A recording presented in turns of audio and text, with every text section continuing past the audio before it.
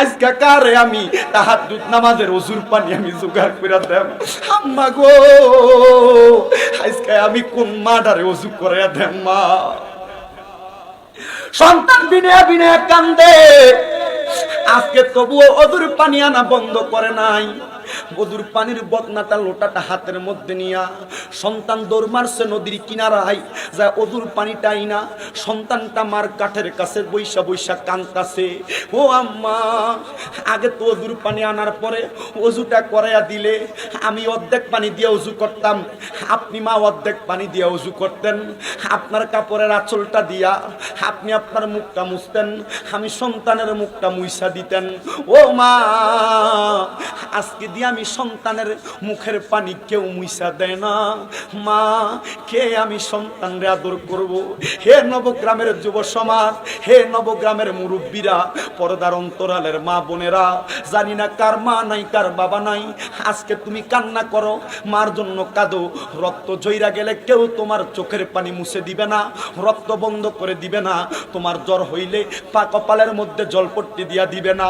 ওই মাটা কবরে চলে গেছে, একটা বার কি তোমার ওই মার জন্য দয়া লাগে না? একটা বার কি মনে মায়া হয় না? একটা বার কি চিন্তা করো না? শেখ বলে মা গো, তোমার মত লয় না কেহ আমায় বুকে টানি, আঁচল দিয়া মুছে না কেউ মা, আঁচল দিয়া মুছে না কেউ আমার চোখের পানি। হায় রে মা জননী আমার, হায় রে মা, হায় রে মা জননী আমার, হায় রে মা জননী। হে যুবক বন্ধুরা, হে মুরব্বী বাবারা, হে পর্দার অন্তরালের মা বোনেরা, যাদের মা নাই বাবা নাই, মনটা নরম করে দিয়ে একটাবার চিন্তা করেন আপনার মা কবরে। একটাবারও তো এখনো ওই মা বাবার আপনি দুনিয়ার জমিনে কোনো খবর পান না। কি অবস্থায় কবরে পইরা রইছে জানেন না? আমি খাবার খান, মা ডারে খাবার খাওয়াইতে পারেন না, বাবারে খাওয়াইতে পারেন না। একটাবার কি আপনি ওই কথাটা চিন্তা করেছেন বন্ধুরা? ওই পাগলা ডাক দিয়া কয়, আল্লাহ গো, আমার মাটা ইন্তেকাল করেছে, হাতকে ওযুর পানি লইয়া দাঁড়াইয়া রইছি। আমার মাটা কি জান্নাতি না জাহান্নামী আমি সন্তান জানি না, তবে আমার মাটা প্রত্যেকদিন রাত্রবেলা তাহাজ্জুদের নামাজের ওযু কইরা আমি সন্তানের জন্য দোয়া করতো, আল্লাহ আমার সন্তানকে টাকা পয়সা ধন সম্পদ দেওয়া লাগবে না, আমার সন্তানকে আপনার বন্ধু বানায় নিয়েন আল্লাহ। এবার আমার আল্লাহ এমন দোয়া কবুল করছে, সন্তানের মা তো না একা একা ওযু বানাইছে, তাহাজ্জুদের নামাজ পড়া মুনাজাতের মধ্যে হাত তুলে দিছে আর দোয়া করে, রব্বির হামহুমা কামা রব্বায়ানি সগীরা ওয়া কুর রব্বির হামহুমা কামা রব্বায়ানি সগীরা। ও আল্লাহ, আমার মাটা কবরে কেমন আছে জানি না, আপনি আমার আম্মাকে জান্নাতের আলা মাকাম দান করে দেন। সন্তান দোয়া করে আর কান্দে, মা তো ওযু করার পরে আমার মুখটা মুইসা দিছে। আজকে আমার মা নাই, আজকে কেউ আমার মুখটা মুইসা দেয় না। বারবার বারবার যখন সন্তান কাঁদতাছে, অনেক সন্তান দেখবেন মা বাবার এত ভালোবাসে, কান্না করতে করতে মা বাবার ইন্তেকালের পরে বেহুশ হয়ে যায়। মা বাবার কবরের সামনে গেলে সন্তানের মনটা বেদার হয়ে যায়, আমার মা তো ইন্তেকাল করেছে, মা কবরে কেমন আছে আমি জানি না। বন্ধুরে, এবার ওই সন্তানটা যখন কান্না করে, হঠাৎ করে কান্না করতে করতে তাহাজ্জুদের নামাজের মুসল্লার ভিতরে বেহুশ হয়ে গেছে। হঠাৎ করে স্বপ্ন দেখে গো, ওই সন্তানের মাটা তার স্বপ্নে হাজির হয়ে গেছে। আর আয়েশা ডাক দিয়ে কই, সন্তান কান্দো না, আমি মা আজকে তোমার সঙ্গে তাহাজ্জুদের নামাজ পড়ার জন্য হাজির হয়ে গেলাম। জবান খুলে জোরে বলা যাবে কি সুবহানাল্লাহ? বন্ধুরা রে আমার, ও নবীর পাগলের দল, ও আমার আশিক রাসূল ভাই বাবারা, এবার যখন সন্তানটা স্বপ্ন দেখতাছে তার মাটা হাজির হয়ে গেছে, ডাক দিয়া কয়, আম্মা আপনি না ইন্তেকাল করেছেন, আপনার আমার এলাকার কবরস্থানে শোয়া দিয়ে আসছে, আপনি কই থেকে আসবেন মা? হঠাৎ করে আমি আপনারে আমার ঘুমের ঘরে স্বপ্ন দেখলাম। মা ডাকে দিয়া কয়, সন্তান তুমি দেখছো আমি দুনিয়াতে জাহিরি ভাবে দুনিয়ার মানুষের চক্ষু থেকে আড়াল হয়ে গেছি গো, আমি আমার আল্লাহ পাকের কাছে যাইয়া হাকিকতে একটা সুরত নিয়ে আমি মা দুনিয়াতে এখনো আছি। ও সন্তান, আমি মা যেমন ভাবে প্রত্যেকদিন তাহাজ্জুদের নামাজ পড়তাম, আমি মা তোমার আদেশ করে দিই এখন থেকে তুমিও তাহাজ্জুদের নামাজটা পড়বা। মা গো মা, তাহাজ্জুদের নামাজটা পড়লে লাভটা কি হইব? আপনি মার কাছে জানতে চাই।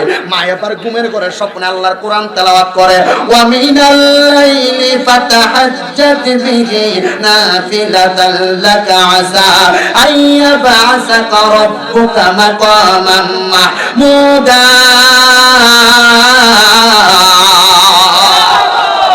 আপনারা বলেন ঘোষণা কার? আর জবান খুলে বলেন ঘোষণা কার? মা ডাক দিয়া কয়, সন্তান, আমার আল্লাহ তো আমার নবীর কাছে আয়াত নাযিল করেছিল, ওয়া মিনাল লাইলি ফাতাহাজ্জাত বিহি। নবী আপনি রাতের কিছু অংশে তাহাজ্জুদের নামাজ আদায় করেন। কেন কেন কেন? নাফিলাতাল লাকা আসা আইয়াবআসাকা রাব্বুকা মাকামান মাহমুদা। আমার আল্লাহ পাক এই তাহাজ্জুদের নামাজের কারণে একটা প্রতিদান প্রদান করবেন। ইয়া রাসূলুল্লাহ, ইয়া হাবিবাল্লাহ, প্রতিদানটা কি প্রদান করবেন জানতে চাই। আমার নবী ডাক দিয়া কয়, প্রতিদান আল্লাহর কোরআন বলে, আসা আইয়াবআসাকা রাব্বুকা মাকামান মাহমুদা। আমার আল্লাহ আমার নবীকে ডাক দিয়া কয়, নবী গো, আপনাকে মাকামে মাহমুদ প্রদান করে দেয়া হবে। আর আমার নবী আল্লাহর কুদরতি কদমের মধ্যে সিজদায় পড়ে গেছেন, ও আল্লাহ, তাহাজ্জুদের নামাজ পড়লে আপনি আমাকে মাকামে মাহমুদ প্রদান করবেন। আমার উম্মতের কি দশা হইব গো? আমার আল্লাহ পাক নবীরে জানায়া দেয়, নবী গো, আপনার উম্মত যদি তাহাজ্জুদের নামাজ আদায় করে, সিজদার মধ্যে যাইয়া 12 রাকাত নামাজ আদায় কইরা কোন দোয়া করলে, আমার আল্লাহ ওই দোয়াটা খাস নিয়তে করলে দোয়াটা আমার আল্লাহ ফিরিয়ে দেয় না। বিদেশ যাইতে পারেন না, ব্যবসা করেন, বরকত হয় না, রোগ বালা মুসিবত ছাড়ে না, যেই কোনো মুসিবত ছাড়ে না, যত কিছু করেন না কেন সকল কিছু আমার আল্লাহ আপনাকে 5 ওয়াক্ত নামাজের পাশাপাশি তাহাজ্জুদের নামাজ আদায় করলে আমার আল্লাহ আপনার সমাধান করে দিবেন। আল্লাহর ওলি ডাক দিয়া কয়, ও জগতের মানুষ গো, ও দুনিয়ার মানুষের দলেরা, আমি এমনি এমনি আল্লাহর ওলি হই নাই। আমার মা আমারে দোয়া কইরা দিয়া বলছে, সন্তান আরে তাকবীর, এটাকে আমি ধরবো। আজকের মাহফিলটা আলা হযরত বাগদাদী হুজুর কেবলার স্মরণে, অথবা আজকের মাহফিলের আলা হযরত পীর সাহেব হুজুর কেবলা তো দুনিয়াতে এখন আমাদের এই মাহফিলে আগমন করবেন, হযরত আব্দুল কাদের কাউকা হুজুর কেবলা আগমন করবেন। আমি বলবো না আপনি ওনার কাছে বায়াত গ্রহণ করেন, আমি আপনাকে বলবো না বকশিয়া দরবারে বায়াত নেন, আমি আপনাকে বলবো না মাইজবান্ডারে বায়াত নেন, আমি আপনাকে বলবো না জালালিয়া দরবার, রিজভিয়া দরবার, যত দরবার আছে বিভিন্ন দরবারে বায়াত নেন। আমি আপনাকে বলবো আপনি বায়াত নেবেন ওই জায়গার ভিতরে, কার কাছে? যারা দেখলে আপনার আল্লাহর কথা মনে হইব তার কাছে। সুবহানাল্লাহ। এখন আপনাকে একটা কথা বলতে চাই, আল্লাহর কথা আপনার মনে হবে কার দিকে তাকাইলে? ওই ব্যক্তিগুলা কারা? ইয়া রাসূলুল্লাহ, নবী গো, আপনি আমাদেরকে জানাইয়া দেন। এবার আমার নবী তাদের ব্যাপারে জানাইয়া দেয়, দুনিয়ার মানুষ তোমরা শুনে নাও। ওই ব্যক্তিগুলা হলো তারা যারা দুনিয়ার জমিনের মধ্যে নেক আমল করতে করতে তাদের জীবনটাকে আল্লাহ এবং তার রাসূলের জন্য বিলীন করে দিয়েছে। বন্ধুরা রে আমার, আপনার জীবনটাকে আপনি আল্লাহ এবং তার রাসূলের প্রেমে বিলীন করতে পেরেছেন কিনা আপনার কাছে বললাম। দ্বিতীয় নাম্বার, আল্লাহর ওলি চিনার একটা উপায়। শুধু কি আল্লাহর কথা মনে হয় নাই আল্লাহর ওলি হবে হুজুর? এখন তো অনেক পীরদের দিকে তাকাইলেও আল্লাহর কথা মনে হয় না, তাইলে কেমনে আমরা আল্লাহকে চিনব? ওই ওলিদেরকে আমার নবী হাদিসে মুবারাকার মধ্যে বলেন, ও দুনিয়ার মানুষ, আলা উখবিরুকা আমুলুকিল জান্নাহ, আমি নবী কি তোমাদেরকে জান্নাতের বাদশা সম্পর্কে খবর দিব না? জবান খুলে জোরে জোরে বলা যাবে কি সুবহানাল্লাহ? ইয়া রাসূলুল্লাহ, নবী গো, ও মায়ার নবী গো, জান্নাতের বাদশা কারা আপনার কাছে জানতে চাই, আপনি আমাদেরকে বইলা দেন। ও বন্ধু, ও নবীর পাগলের গলেরা, জান্নাতের বাদশা আমি শামিমরা জানা, জান্নাতের বাদশা এলাকার টাকাওয়ালা পয়সাওয়ালা না, জান্নাতের বাদশা দামি গাড়ি চালক ওই ব্যক্তি না, জান্নাতের বাদশা দামি বিল্ডিং ওয়ালা রাজপ্রাসাদওয়ালা ব্যক্তি না। ও হুজুর গো, জান্নাতের বাদশা কারা হবে আপনার কাছে জানতে চাই। এবার আমার নবীর কাছে যদি প্রশ্ন করে, ইয়া রাসূলুল্লাহ, নবী গো, জান্নাতের বাদশা কারা হইব আপনার কাছে জানতে চাই। এবার আমার নবী হাদিস শরীফের মধ্যে বলেন, ক্বালা রাজুলুন দাঈফুন মুস্তাদআফুন যু তিমরাইনি লা ইউবাহু লাহু লাউ আকসামা আলাল্লাহি লা আবাররাহু। জবান খুলে উচ্চ কণ্ঠে করে বলা যাবে কি সুবহানাল্লাহ? আল্লাহর নবী একটা ডাক দিয়া কয়, আমি নবীর উম্মতের ধরে রাখো, ও নবী নবীর আশিকের দলেরা জান্নাতের বাদশা হইল তারা। ও নবী গো তারা কারা? নবী কয় কলা রাজুলুন দাইফুন, জান্নাতের বাদশা যারা হবে তারা হবে একটু দুর্বল টাইপের। ইয়া রাসূলুল্লাহ কেমন হবে? নবী কয় যো তিমরাইনি, তাদের চুলগুলা হবে এলোমেলো।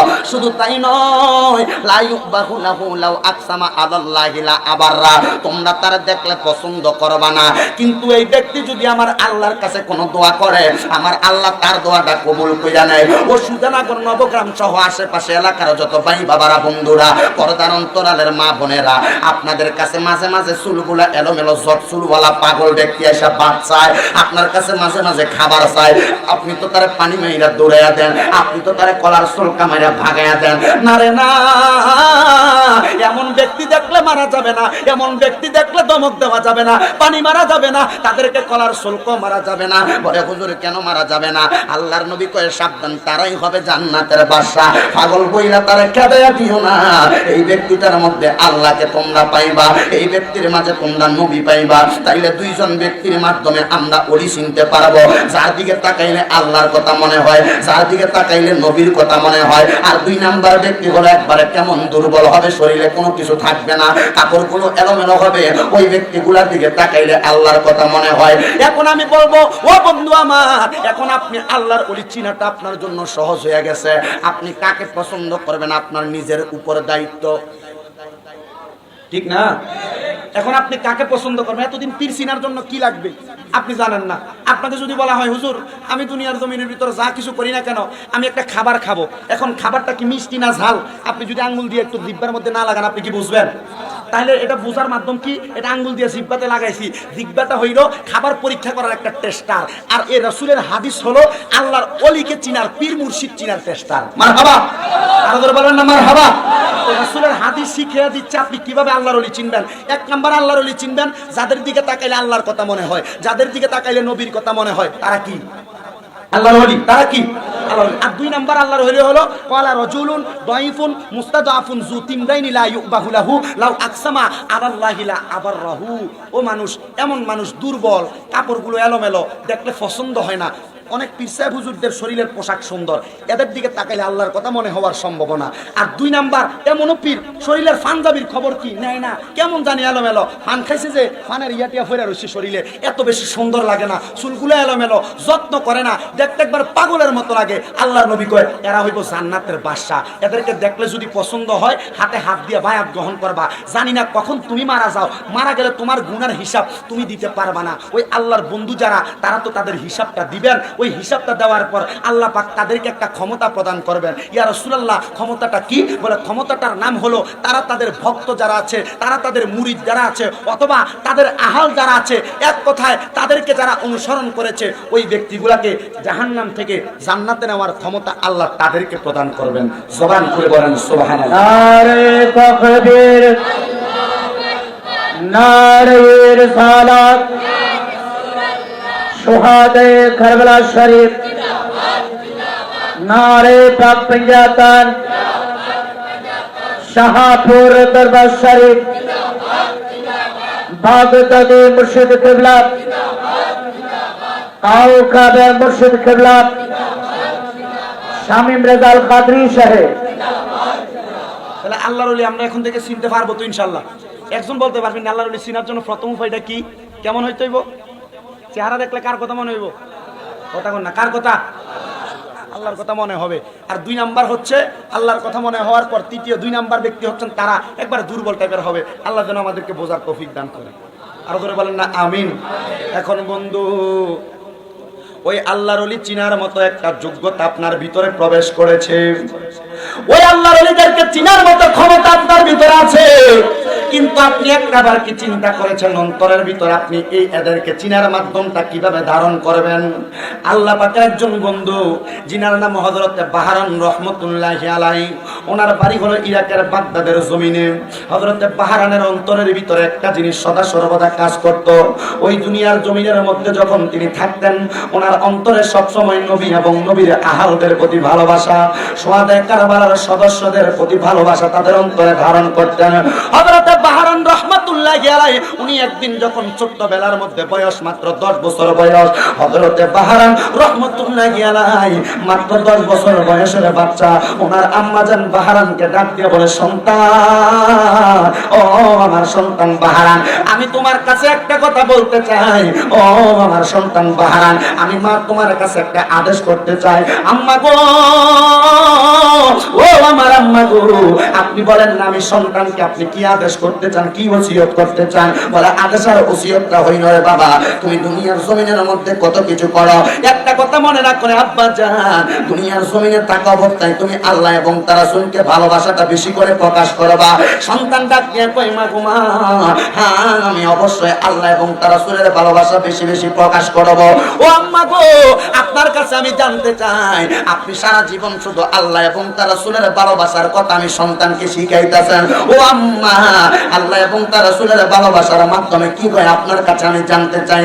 মা ডাক দিয়া কয়, বাহরান, ও আমার সন্তান বাহরান, আল্লাহ এবং তার রাসূলের ভালোবাসার মাধ্যমে বান্দা দুনিয়া এবং আখিরাতে কয়েকটা লাভ করে, কয়েকটা জিনিস উপায় অর্জন করে। ও আম্মা গো, লাভদার কথা আপনি কি আমারে বইলা দিবেন নে? আম্মা ডাক দিয়া কয়, সন্তান দুনিয়াতে একটা জিনিস পায়, ওইটা হলো ঈমানের সাথে মৃত্যু পায়, আর 2 নাম্বার কবরে গেলে একটা জিনিস পায়, ওইটার নাম হলো জান্নাত। জোরে বলেন সুবহানাল্লাহ। আল্লাহ এবং তার রাসূলের ভালোবাসা অন্তরে ধারণ করলে 2টা জিনিস পায়, একটা পায় দুনিয়ায় আর একটা পায় কবরের মধ্যে। ও আম্মা, আপনি বলেন না দুনিয়াতে কি পায়? বলে, মরার সময় ঈমানের সাথে মরতে পারে, আর 2 নাম্বার কবরে গেলে দ্বিতীয় জিনিস যেইটা পায়, মরার পরে জান্নাত পায়। যেই ব্যক্তি ঈমানের সাথে মইরা যায়, যেই ব্যক্তি কবরে গেলে জান্নাত পায়, ওই ব্যক্তি তো কোনো সাধারণ ব্যক্তি না। যেই ব্যক্তি দুনিয়া থেকে জান্নাত ক্রয় করে কবরে যাইতে পারে গো, ওই ব্যক্তিটা আমার আল্লাহর কাছে বড় ভাগ্যবান ব্যক্তি। কিন্তু হযরতে বাহরান তার আম্মার কথা শুনলেন, আল্লাহ এবং তার রাসূলকে ভালোবাসলেন, আল্লাহ এবং তার রাসূলের পথ মতে চললেন। কিন্তু বাহরানের বয়স যখন 19 থেকে 20 বছরে উপনীত হয়ে গেছে গো, বাহরানের আম্মা দুনিয়া থেকে ইন্তেকাল করেছেন। বাহরানের আম্মা যখন দুনিয়া থেকে ইন্তেকাল করে কবরে চলে গেছেন, বাহরানকে খাওয়ানোর মতো কোনো মানুষ নাই, বাহরানকে দেখানোর মতো কোনো মানুষ নাই, বাহরানের খোঁজ খবর নেওয়ার মতো কোনো মানুষ নাই। এবার বাহরান খাবারের তালাশ করে, মানুষের কাছে যায় খাবার চাইলে মানুষ দূর দূর করে তাড়াইয়া দেয়। ডাক দিয়া কয়, জগতের মানুষ, আমার মা একবার আমারে বলছিল আল্লাহ এবং তার রাসূলকে ভালোবাসতে নাকি দুনিয়া এবং আখিরাত দুটোটাই পাওয়া যায়। আমি আল্লাহ এবং তার রাসূলকে ভালোবাসছি রে, আমি তো দুনিয়াতে এখন খাবার চাই, কেউ আমারে খাবার দেয় না। আমার মা বেঁচে থাকা অবস্থায় আমি বাহরান যখন 10 বছর বয়স থেকে নামাজের মুসল্লায় বসে থাকতাম, আমার মা জননী আমারে খাবার দিয়ে আসতো, আমার খাবারের টাইমে সকল কিছু আমি পাইতাম। আল্লাহর ইবাদতের মধ্যে আমার কোনো কমতি ছিল না। এখন তোমাদের কাছে খাবারের জন্য হাত পাতলে তোমরা আমারে দূর দূর করে তাড়াইয়া দাও। এ জগতের মানুষ, আমি আজকে থেকে ওয়াদা করলাম আমি আল্লাহ এবং তার রাসূলের পথ মতে চলবো না, আমি এই পথটার বিপরীত রাস্তায় চলবো।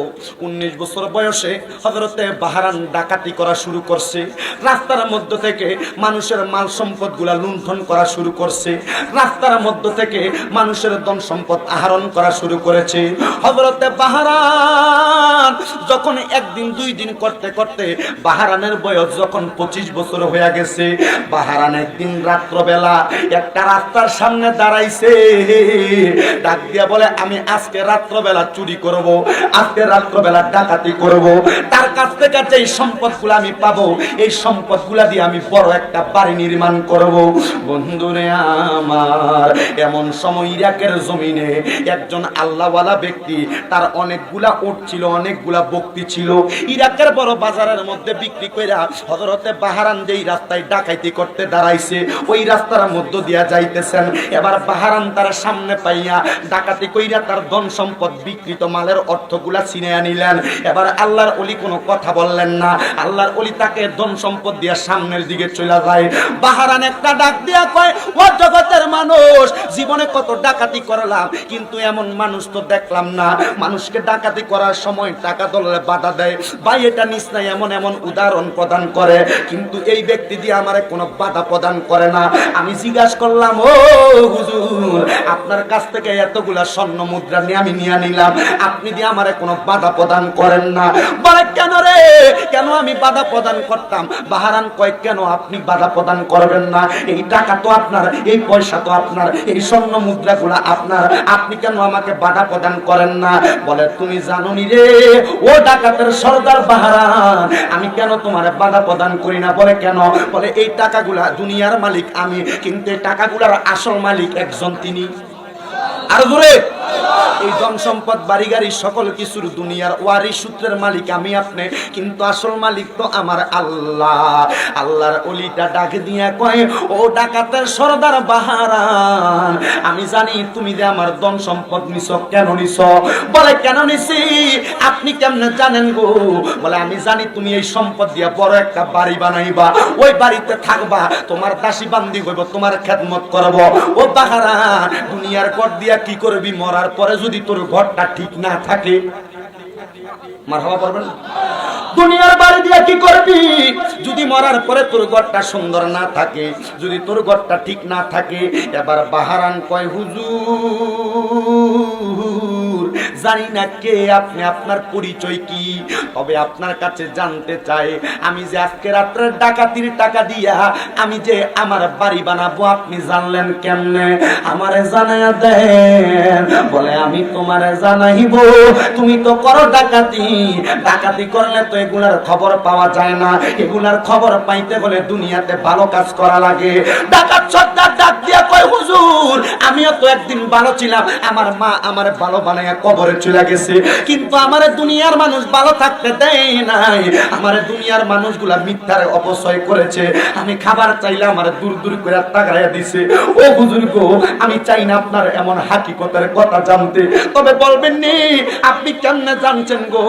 বলে শোনো বাহারান, আমার যে টাকাগুলা স্বর্ণ মুদ্রাগুলা তুমি নিয়ে গেছো, এগুলা কোনো সাধারণ টাকা না, এগুলা কোনো সাধারণ পয়সা না। আমি আরো 3 বছর আগে হজ করার জন্য নিয়ত করছিলাম, মক্কা শরীফ যাব, মদিনা শরীফ যাব, হাজরে আসওয়াদে চুম্বন করব, হাতিমে কাবার ভিতরে 2 রাকাত নামাজ পড়ব, মাকাম ইব্রাহিমের কাছে যাব, রিয়াজুল জান্নার মধ্যে 2 রাকাত নামাজ পড়ব। ও বাহারান, আমি এই উটগুলা লালন পালন করছি, বকরিগুলা লালন পালন কইরা আমি বাজারের মধ্যে নিছি বিক্রি করার জন্য, বিক্রি করে কিছু স্বর্ণ মুদ্রার কিছু টাকা পাইছি, এগুলা লই আমি রওনা করছি আমার বাড়ির দিকে, স্ত্রী এবং মা বাবার অনুমতি নিয়ে আমি হজ করবার লাগা যামু। বাহারান রে ও ডাকাতের সর্দার, কিন্তু আমি বাড়ি যাইতে পারি না, তুমি এগুলা নিয়ে নিছ। হে হুজুর, আপনি দি কোনো আফসোস করলেন না, আপনি দি আমারে কোনো বাধা প্রদান করলেন না। কয় বাধা প্রদান করতাম কেমনে গো? বাধা প্রদান করতাম কেমনে? বলে কেন? বলে আমি টাকাগুলা তো আমার জন্য বাড়িতে নিয়ে যাই নাই, আমি টাকাগুলা তো আমার মাওলারে খুশি করার জন্য নিছিলাম, আমার নবীরে খুশি করার জন্য নিছিলাম। বলে তাইলে আপনি কেন বাধা দিলেন না? এই টাকা না হইলে তো আপনি মক্কা মদিনা যাইতে পারবে না। কয় পাগল, আরে কে বলছে রে টাকা না হইলে মদিনা যাওয়া যায় না? আল্লাহর কসম রে, আমি আল্লাহর ওলি, প্রত্যেকদিন রাত্রবেলা তাহাজ্জুদের নামাজ পড়া যখন আমার আল্লাহ এবং রাসূলকে ডাকতে, খোদার কসম আমার রাসূল মদিনায় থাকে না রে, এই ইরাকের বাগদাদের জমিনে আমি দাড়িওয়ালা টুপিওয়ালা হুজুরকে দেখা দেওয়ার জন্য আমার দয়াল নবী হাজির হইয়া যায়। কোন সুবহানাল্লাহ। নারে তাকবীর, নারে রিসালাত, নারে তাকবীর, শহাদে কারবালা শরীফ, শাহপুর দরবার শরীফ, বাগদাদি মুর্শিদ কেবলা, আওকাবের মুর্শিদ কেবলা, শামীম রাজাল কাদরী সাহেব। ডাকাত সর্দার ডাক দিয়ে, হুজুর এটা কেমন কথা? টাকা লাগে না মদিনা যাইতে, পয়সা লাগে না মক্কা যাইতে, আল্লাহর নবী নাকি আপনাকে দেখা দেওয়ার জন্য হাজির হয়ে যায়, এটা কেমন কথা বললেন গো?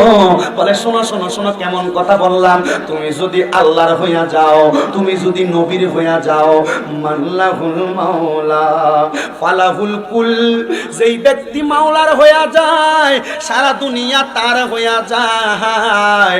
আমি আমার মাওলার হইয়া যখন তাহাজ্জুদ পড়া সেজদার ভিতরে পড়া কইরা সব ফুটার পানিগুলা পালায়া ডাক দিয়া কই আল্লাহ গো ও দয়াল আমার জীবনে বড় শখ মদিনার নবীরে দেখতাম আল্লাহর কসম রে আমি তাহাজ্জুদ কইরা সবটা বন্ধ করতে দেরি আমার নবীরে আমার দেখতে একটা বারো দেরি হয় না এবার ডাকাত সর্দার কয় হুজুর এমন ক্ষমতা আপনি কেমনে অর্জন করলেন বলে কেমনে অর্জন করছি জানোনি বলে কেমনে অর্জন করছেন একটু বইলা দেন বলে কেমনে জানোনি আমার মা দুনিয়ার জমিনের মধ্যে যখন বুড়া বয়সে আমার বয়স মাত্র 35 বছর বয়স আমার মাটা বিছানার মধ্যে পড়েছিল আমার মাটা চলতে পারতো না তবে আমার মাটা 5 ওয়াক্ত নামাজি আমার মা ওযু করার জন্য রাস্তায় যাইতে পারতো না ওযু করার জন্য পানি আনতে পুকুরে যাইতে পারতো না পানি আনার জন্য কোনো চাপকল টিউবওয়েলের কাছে যাইতে পারতো না জানুনি রে আমার 35 বছর বয়স থেকে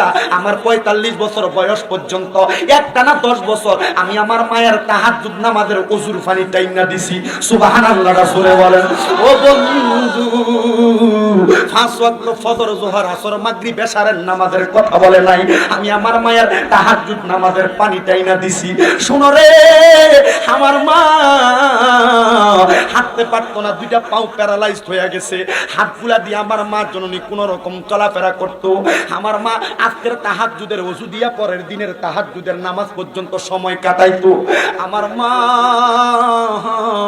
আমি সন্তানকে ইন্তেকাল করার পূর্বে এমন একটা দোয়া করে গেছে গো ও আমার আল্লাহ এই সন্তানটা আমার সন্তান টাকা ইনকাম করে নাই পয়সার লোভ করে নাই লালুচ করে নাই আমি মারে সে বড় ভালোবাসে প্রত্যেকদিন রাত্রবেলা তার ঘুমটারে নষ্ট কইরা ফজরের নামাজের আগে তাহাজ্জুদ নামাজ আদায় করার জন্য আমি মা জননীর জন্য পানির লেগে কনকনে শীত দিয়া চলে যায় আল্লাহ আপনি দেখতেছেন আমার সন্তান কত কষ্ট করে আল্লাহ আমি মা জননী আপনার কাছে একটা কথা কইলা দিয়া যাই দুনিয়ার মানুষরা আপনি টাকা দেন দুনিয়ার মানুষরা আপনি পয়সা দেন ও আল্লাহ আমার সন্তানকে টাকাও দিয়েন না এমন দোয়া যদি কোনো মা করে সন্তান কইব মারে কি লাগা খাওয়াই মা দিয়ে আমার টাকা না দেওয়ার লাগা দোয়া করে দুনিয়ার মা যদি দোয়া করে আল্লাহ আমার সন্তানটাকে আপনি পয়সা দিয়েন না আমার সন্তানটারে বাড়ি গাড়ির মালিক বানায়েন না সন্তান কইব মারে আমি খাওয়াই মা দিয়ে আমারে বদদোয়া দেয় ওই মা বাড়ি গাড়ির দোয়া করে নাই টাকার দোয়া করে নাই পয়সার দোয়া করে নাই মা ডাক দিয়া কয় জগতের মানুষ আমি মা আমার সন্তানের জন্য দোয়া করছিলাম আল্লাহ আমার সন্তান আমার তাহাজ্জুদের ওযুর পানি জোগাড় করে দেয় আল্লাহ গো আপনি আমার সন্তানটারে আপনার বন্ধু বানায়া নিয়েন আর জবান খুলে বলেন না সুবহানাল্লাহ বন্ধুরা রে আমার আল্লাহর বন্ধু বানানোর কথা বললেন আর আল্লাহ তো আমার নবীর মাধ্যমে জানাই মাল্লাহুল মাওলা ফালাহুল কুল যেই ব্যক্তি আল্লাহর হয় সারা জগৎ তার হইয়া যায় এবার মাটা যখন দোয়া করছে রে বন্ধু 45 বছর বয়স সন্তানের মাটা ইন্তেকাল করে দুনিয়ার জমিন থেকে কবরের যাত্রী হইয়া গেছে সন্তানটা মায়ের লাশের দাফনের খাটটা ধরে ধরে কান্দে মাগো মা আমি টাকা ইনকাম করি নাই পয়সা ইনকাম করি নাই ধন সম্পদ কোনো কিছু আমি জোগাড় করতে পারি নাই ও আম্মা গো প্রত্যেকদিন ফজরের নামাজের পূর্বে আপনি মায়ের তাহাজ্জুদের ওযু আমি করার জন্য পানি আইনা দিতাম আম্মা আপনি একদিনও আমার খাবারের জন্য জ্বালান নাই আপনি কই থেকে খাবার খাইতেন আমি সন্তান জানি না ও বন্ধু ওই সন্তান তার মার জানাজার নামাজটা পড়াইছে কবরের ভিতরে নাই মা মার লাশটা কবরে দিয়া বিসমিল্লাহি ওয়া আলা মিল্লাতে রাসূলিল্লাহ বলে কবরে শোয়াইছে শোয়ানোর পরে গো ওই